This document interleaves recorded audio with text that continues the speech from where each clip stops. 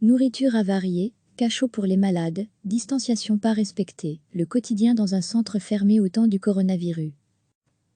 Nous avons reçu un certain nombre de vidéos alarmantes sur la situation dans le centre fermé de Merkspla, situé à quelques kilomètres de la frontière avec les Pays-Bas.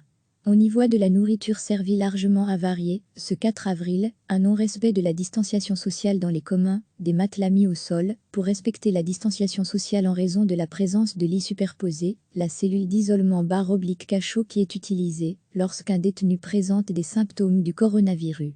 Nous avons pu longuement discuter avec plusieurs personnes, et l'inquiétude est très grande pour les personnes enfermées. Le personnel n'a pas de masque, est en contact avec l'extérieur, puis est en contact avec nous. On se sent menacé, nous explique-t-on. Les détenus s'inquiètent de ne pas voir les poignées de porte désinfectées, de constater l'absence de savons hydroalcooliques, qui ont disparu après une semaine. Cette inquiétude, elle est partagée par le CIRE, la Coordination et Initiative pour réfugiés et étrangers.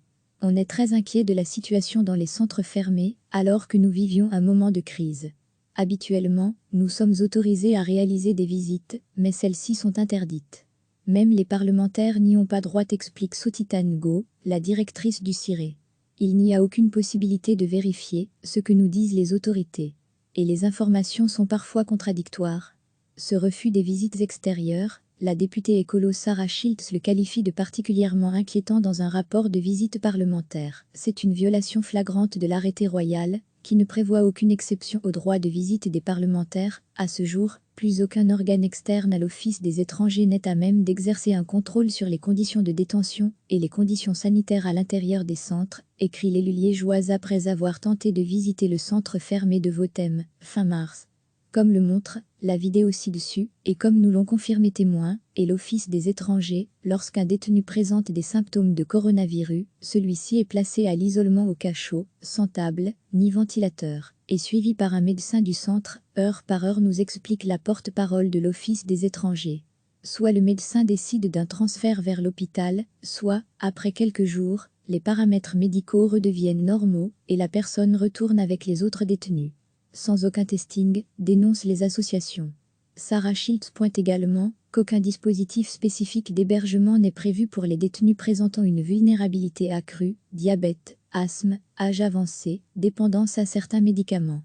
L'Office des étrangers se défend et rappelle qu'au moment de notre entretien, mardi 7 avril, aucun détenu en centre fermé n'avait été malade du Covid-19. Plus inquiétant, nous avons pu prendre connaissance d'une vidéo prise en caméra cachée en 2018, à Votem. Dans celle-ci, une personne se présentant comme responsable du médical s'exprime. Quand il y en a un qui a la grippe, ils sont dans des chambres de 4, dans des couloirs, les chambres ne sont pas fermées, quand un est malade, nous aussi. Ce qui explique que les centres fermés ont été vidés. La ministre compétente, l'OpenVLD Maggie de Bloch l'a évoqué à la Chambre, l'Office des étrangers nous l'avait donné mardi. Il ne reste que 204 détenus dans les 6 centres fermés de Belgique. 294 personnes ont été libérées pour permettre un respect de la distanciation sociale au sein des centres fermés. L'Office nous a expliqué que la priorité a été donnée, pour décider des libérations, aux personnes plus âgées, aux malades chroniques, aux personnes à risque. Toutes les personnes qu'on a libérées ont été prises en charge par des amis, de la famille, on ne les a pas mis à la rue, explique-t-on de façon officielle. Des témoignages non recoupés font état de gens qui dorment en rue. Les autres critères utilisés pour la libération de détenus concernent le délai de rétention, la possibilité ou non de réaliser un éloignement, la dangerosité de la personne. Mais cette procédure n'a pas été systématique. Ainsi, le cas d'une personne de nationalité brésilienne, arrêtée début mars sur un chantier. La personne a accepté le retour volontaire vers son pays d'origine, mais ce dernier refuse tous les vols provenant d'Europe. Selon la directive européenne Retour, une personne enfermée sans perspective réaliste d'éloignement doit être remise en liberté.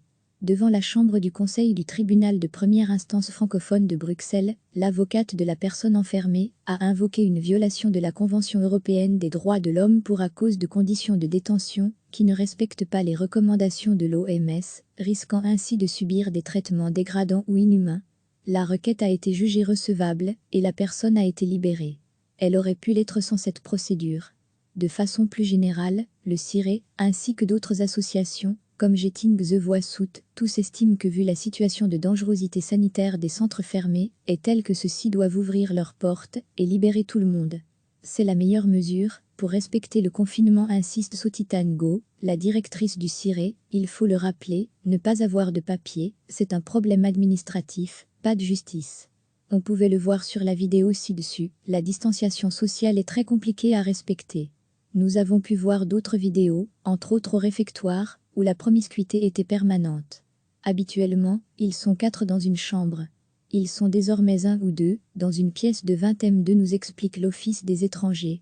Des témoignages à Merskpla infirment cette explication officielle. Un détenu nous a parlé de chambres à 3, dans une petite vingtaine de mètres carrés. Dans les communs, au réfectoire, lors des sorties dans la cour du centre fermé de Merskpla, selon les vidéos que nous avons pu voir, les distances de sécurité ne semblent pas du tout respectées, personnel y compris. Un détenu nous a raconté une altercation avec un membre du personnel, au point où ce dernier a collé son visage sur celui du détenu à 3 reprises. « Je me suis senti piégé, je ne pouvais rien faire », nous explique-t-il. Contact a été pris avec son avocat pour déposer plainte contre ce membre du personnel. L'Office des étrangers nous indique que des consignes très claires d'hygiène ont été données, avec le lavage des mains et la distanciation sociale, avec du marquage au sol. Les images que nous avons vues nous incitent à penser que ces consignes ne sont pas respectées partout, et certainement pas à Merskpla. La situation des sanitaires a été jugée lamentable par la députée écolo Sarah Schiltz. Saleté, absence de papier toilette, de savon, détritus. À Merskpla, comme notre montage le montre, la situation n'est guère enviable. Les sanitaires sont dans un très mauvais état et il n'y a plus d'eau chaude depuis 3 mois.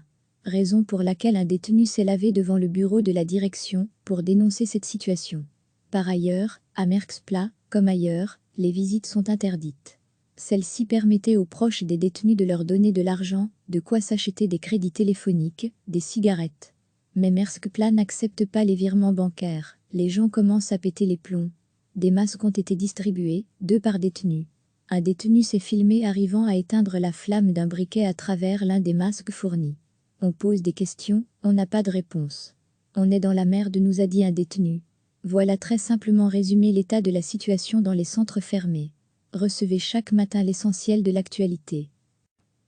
Nous avons reçu un certain nombre de vidéos alarmantes sur la situation dans le centre fermé de Merskpla, situé à quelques kilomètres de la frontière avec les Pays-Bas.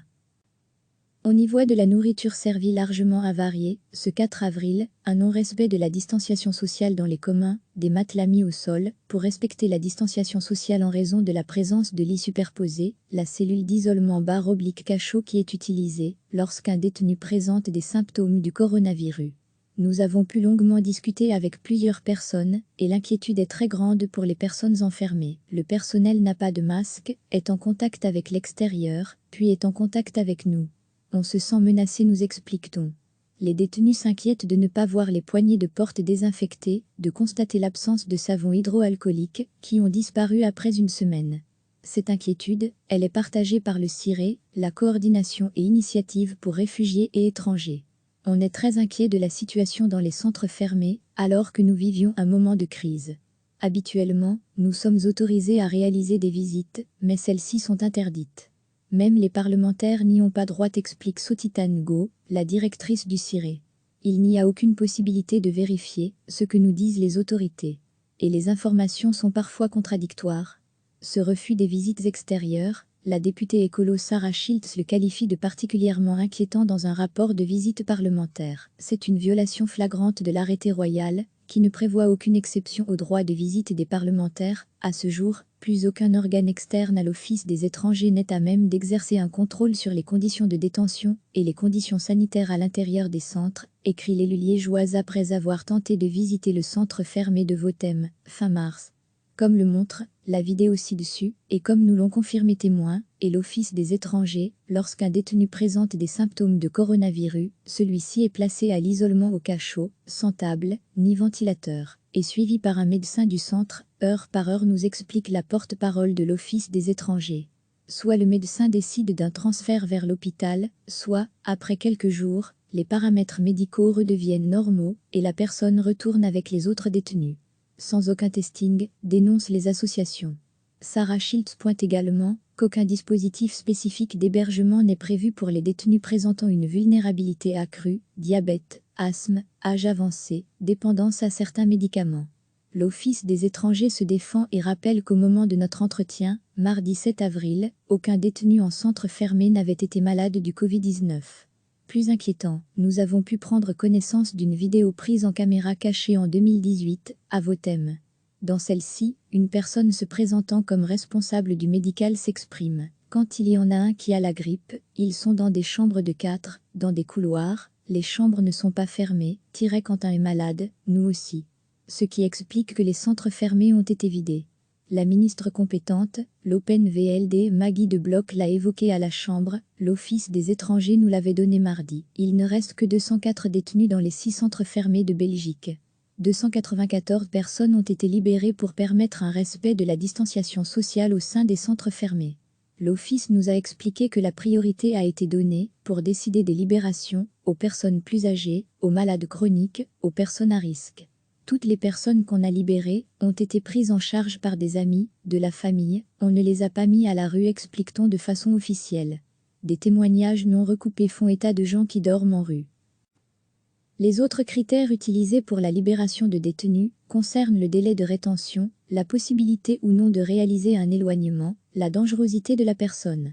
Mais cette procédure n'a pas été systématique.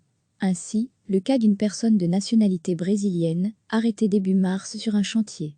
La personne a accepté le retour volontaire vers son pays d'origine, mais ce dernier refuse tous les vols provenant d'Europe. Selon la directive européenne Retour, une personne enfermée sans perspective réaliste d'éloignement doit être remise en liberté. Devant la chambre du Conseil du tribunal de première instance francophone de Bruxelles, l'avocate de la personne enfermée a invoqué une violation de la Convention européenne des droits de l'homme pour à cause de conditions de détention qui ne respectent pas les recommandations de l'OMS, risquant ainsi de subir des traitements dégradants ou inhumains. La requête a été jugée recevable et la personne a été libérée. Elle aurait pu l'être sans cette procédure. De façon plus générale, le CIRE, ainsi que d'autres associations, comme Getting the Voice Out, tous estiment que vu la situation de dangerosité sanitaire des centres fermés, est telle que ceux-ci doivent ouvrir leurs portes et libérer tout le monde. C'est la meilleure mesure, pour respecter le confinement, insiste Sotitane Go, la directrice du CIRE, il faut le rappeler, ne pas avoir de papier, c'est un problème administratif, pas de justice.